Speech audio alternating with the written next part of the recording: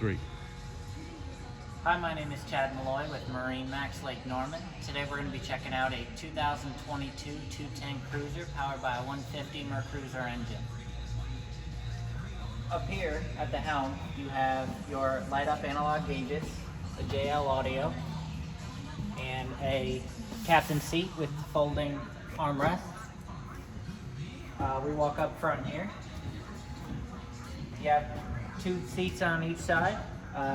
Plenty of cup holders up here in the front with USB ports for your phones.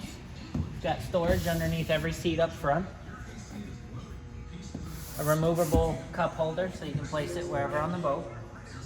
You have a front door here.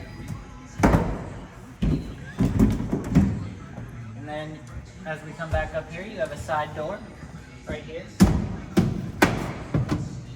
Up here, you got your lounge seating, more storage under the seats, your battery. And back here, we also have more seats.